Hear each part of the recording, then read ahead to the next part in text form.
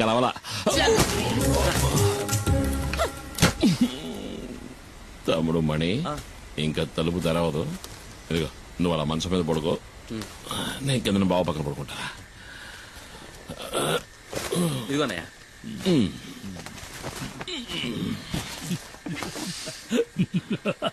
అరే బామర్ది, నేను కథ చెప్తాను వింటావా? పెళ్ళాం పక్కన పడుకోలేనివాడు నాకు సంబంధించి అసలు మగాడే కాదు. బావా ఎందుకు ఇలా దెప్పి పొడుస్తున్నావు? నేను పొడుస్తాను. బావా ఏంటి అది ఎందుకు అలా చేస్తోంది? ఎవరు? జూలీ. ఎందుకు బావా నా జీవితంలో సమస్యలు తెచ్చి పెడుతోంది? మామూలుగా నీకు ఇలాంటి సమస్యలు తెచ్చిపెట్టే వాళ్ళని నువ్వేం చేస్తావు? చెత్త కొడతాను. మరి ఇంకెందుకు ఆలస్యం? కారిచ్చే బావా. బామర్ది.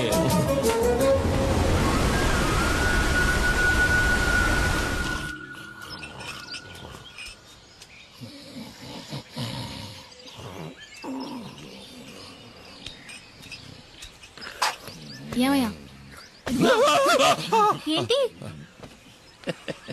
నువ్వు నన్ను కొట్టడానికి వచ్చావేమో అనుకున్నా. నా మీద కోపం పోయిందా? నీ మీద నేను ఎందుకురా కోపడతాను? నువ్వు నా బంగారానిరా. బావ పలవరిస్తున్నాడు. నా మీద కోపం పోయిందా? అదేంటో గాని జూలియన్ సొత్తుంటే నాకు కోపం వచ్చేస్తుంది. ఈ లోకంలో నువ్వు కాక నాకు ఇంకెవరున్నారే? నువ్వే నా సర్వస్వం. నువ్వు నా బంగారు కొండవిరా. అయ్యో మరి నేను? నువ్వు నా బంగారు మైనావి. ఏమన్నావు బామర్ది? మీనా? మైనా మైనా. ఓ మైనానా? అయితే చిన్ని అది ఈ ఇంటి ఆణిముచ్చోరా.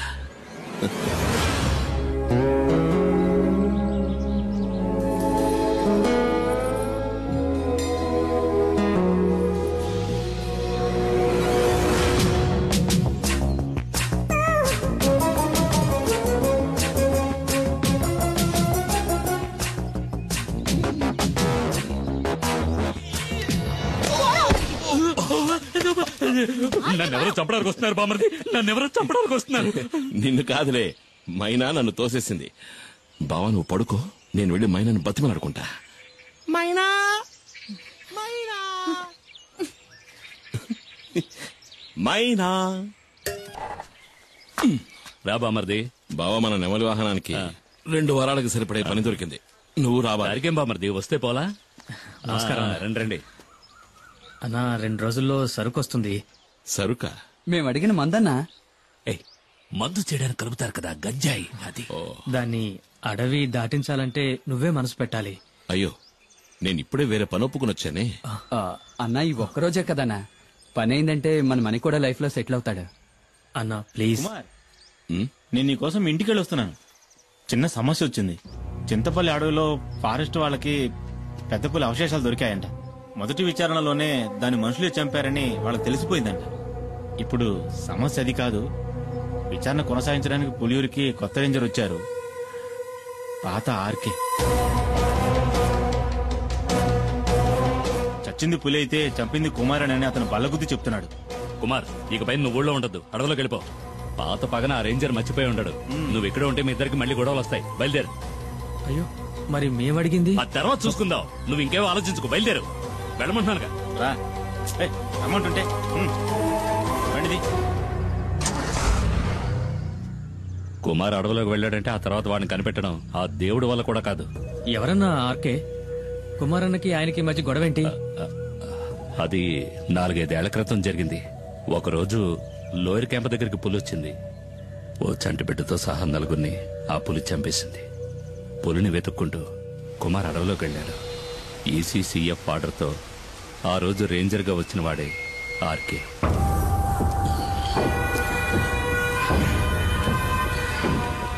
అడవి జంతువు మాంసం, అడవిలో అమ్మాయిల్ని రుచి మరిగినవాడు బయటికి రాలేడు కదా.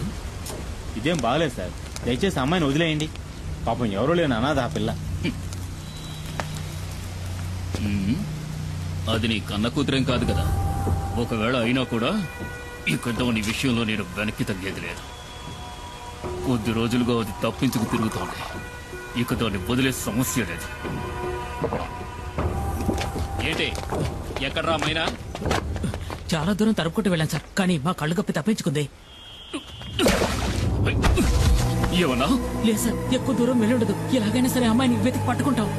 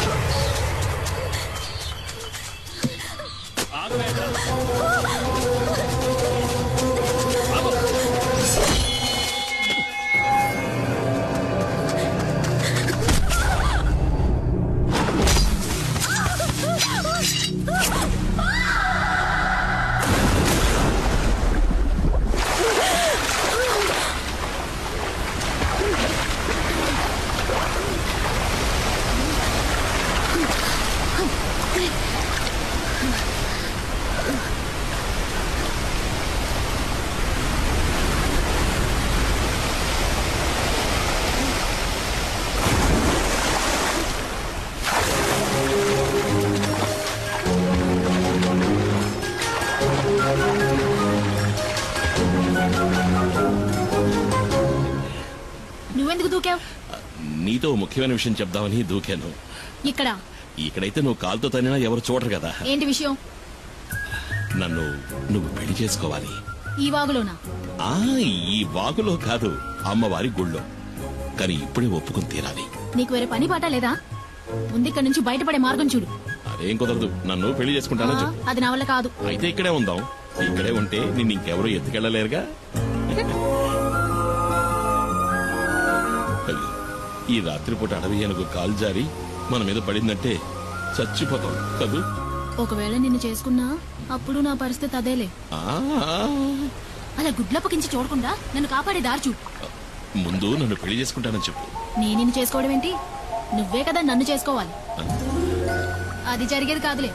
ఊళ్ళో ఉన్న అమ్మాయిలందరూ నీ చుట్టూనే తిరుగుతున్నారుగా. ఏంటి నువ్వు చెప్పేది అర్థం కావట్లా? ఏంటి అర్థం కాలేదు? నన్ను పెళ్లి చేసుకుని గుట్టుగా నాతో కాపురం చేయి. నాకు ద్రోహం చేయాలని చూసావనుకో, కత్తితో గొంతు కోసేస్తాను.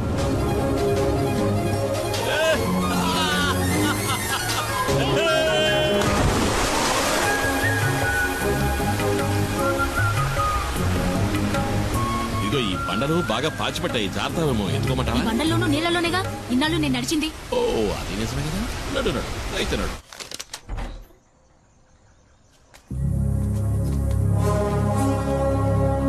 సారు, ఈ అమ్మాయి నా సొంతం. దీన్ని నేను పెళ్లి చేసుకోబోతున్నా. ఇంకెప్పుడు నీ నీడ కూడా దీని మీద పడకూడదు. పడితే ఈ కుమారస్వామి ఆయుధం నీ గుండెల్ని చీలుస్తుంది.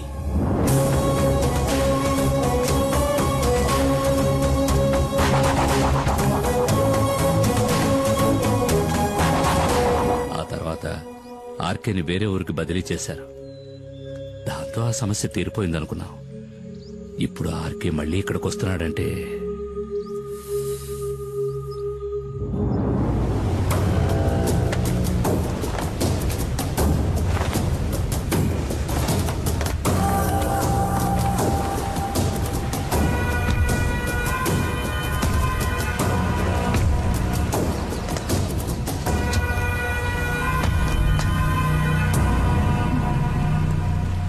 మైనా మైనా అడవి మైనా.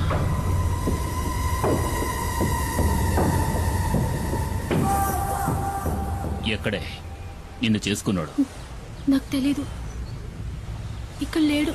అలా చెప్తే ఎలాగే? పెళ్ళానికి తెలియాలి కదా మొగుడు ఎక్కడుండేది. మర్యాదగా చెప్పు, ఎక్కడ వాడు? వేలాయుధంతో జనాన్ని చంపే కుమార్. రేంజర్ సార్, అమ్మాయిని వదిలేండి. మీకేం కావాలని నన్ను అడగండి, చేస్తాను. నాకు కావలసింది ఇది. నువ్వు తారుస్తావా? తప్పుకోరో.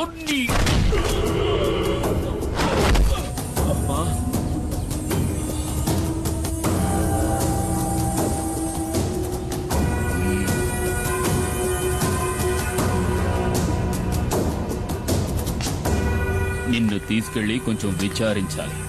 సార్ వద్దు, తప్పు చేస్తున్నారు.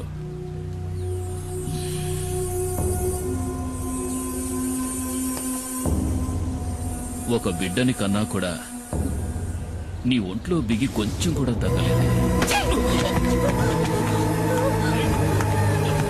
సార్ వద్దు, వదిలేయండి. వదిలేయండి. ఏయ్!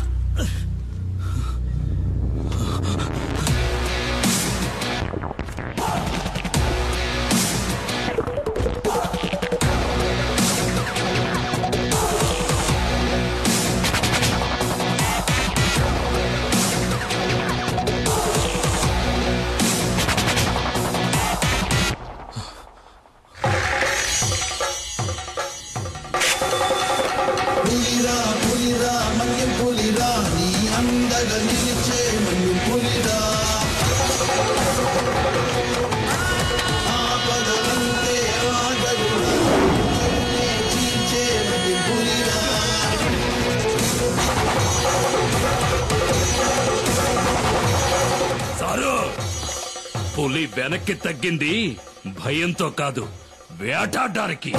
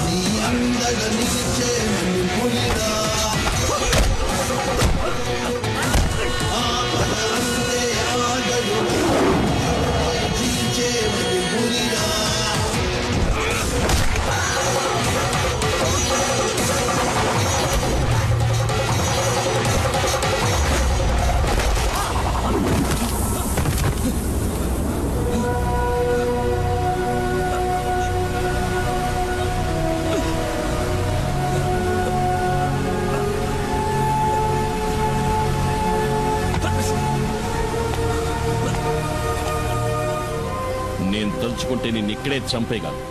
ఈ పులియూరు పరిసర ప్రాంతాల్లో ఇంకొకసారి కాలు పెట్టావో ఆ పెట్టిన కాలుని నరికి పారేస్తాను. పోలాకెళ్ళి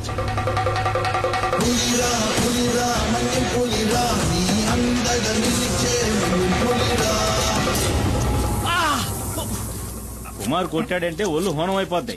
దాన్ని సరిచేయడానికి ఈ పెద్ద ఆయన తప్ప ఇంకెవరూ లేరు. లేచి తిరగడానికి అన్నాడు పడుతుందో. ముయ్యరా, ప్రాణం పోలేదని సంతోషపడటం మంచిది. 400 కిలోల బరువున్న పెద్ద పులిని దాని గుహలోకే వెళ్లి వేటాడి చంపగలిగిన వాడే కుమారు. ఆ కుమారు భార్య సీబొట్టుకులాగి దెబ్బలు తిన్నావు కదా సారు. కొంచెం మెల్లగా మాట్లాడు. నా భార్య ఇంట్లోనే ఉంది. వాసంతి ఏంటి? వాడు పువ్వాడు శశి అయి ఉంటాడు. చూస్తూ నుంచుంటావా? వెళ్ళి పట్టుకో. నన్ను పట్టుకోలేరు. నేనేది సరిగ్గా చూడలేదు. ఆవిడ దేంతో చూసి భయపడాల్సింది. ఎవడ్రా నువ్వు? ఏంటా కంగారు? నేను దారిని పోయేవాడిని సార్. దారి తప్పించి ఇక్కడ పడ్డాను. ఆగక్కడ.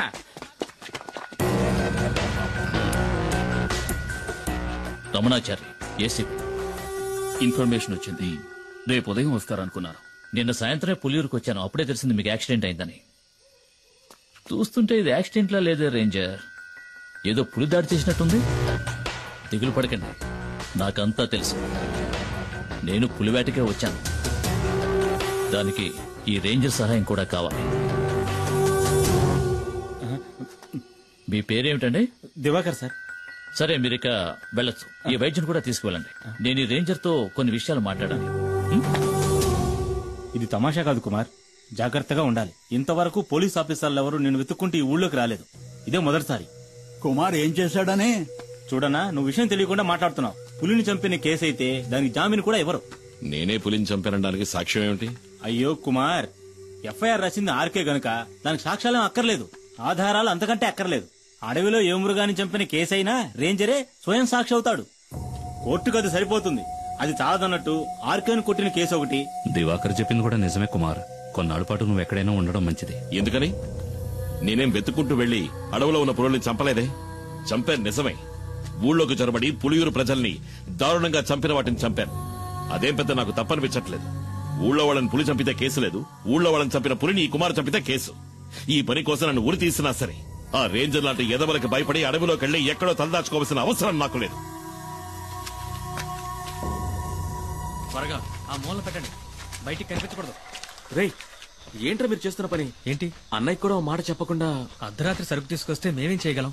ఎక్కడని దాచగలం? రేయ్, మీ అన్న సహాయం చేస్తానని చెప్పాడుగా, మరేంటి? రేయ్, అన్నయ్య సాయం చేస్తానన్న మాట నిజమే. ఇప్పుడు ఆయన ఆ స్థితిలో లేడురా.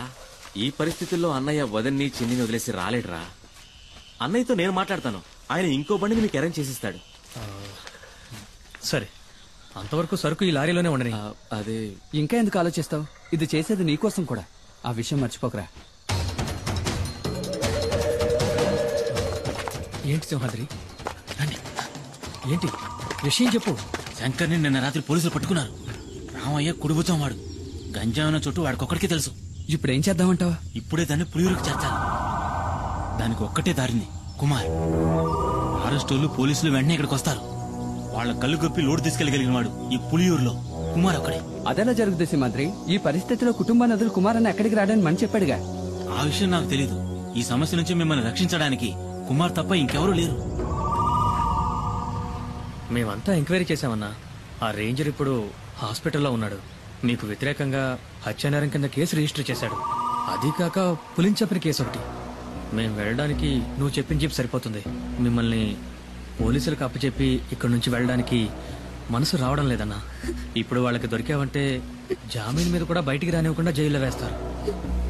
అన్నా, ఆలోచించుకునే టైం లేదు. పోలీసులు పెద్ద ఎత్తున బయలుదేరారంట. నువ్వు నీ కుటుంబం మాతో పాటు వచ్చేయండి. ఈ అడవి దాటితే చాలు మనల్ని ఆ తర్వాత పోలీసులు ఏం చేయలేరు. ఇది కన్ఫర్మ్. చూడండి, మిమ్మల్ని పోలీసులు పట్టుకుపోయారంటే మేమేం ఉయ్యోగయ్యో చూసుకుంటాం. కుమార్, ఇక నువ్వేం ఆలోచించొద్దు. ఇక్కడ ఏం జరిగిందని నేను చూసుకుంటాను. నువ్వు మైనాని పాపను తీసుకుని ఇక్కడి నుంచి బయలుదేరు. అన్న, వెంటనే బయలుదేరదాం. పోలీసులు ఎప్పుడైనా ఇక్కడికి రావచ్చు. వస్తారా? రాని. ఒక్క పోలీసు కూడా వంతిని దాటి ఇక్కడ కాలు పెట్టలేడు. కుమార్, నువ్వు వీళ్ళని తీసుకుని అడ్రోడ్ గుండా వెళ్ళిపో. వెళ్ళమంటున్నారుగా, వాళ్ళు వచ్చేస్తారు. వెళ్ళు. ఏదో కావాలనుకుని ఎవడికో భయపడి ఈ పులియూరు గడ్డ దాటి నేనెప్పుడూ కాలు బయట పెట్టలేదు. ఇదే సరైన నిర్ణయం మీకు అనిపిస్తే నేను వస్తాను.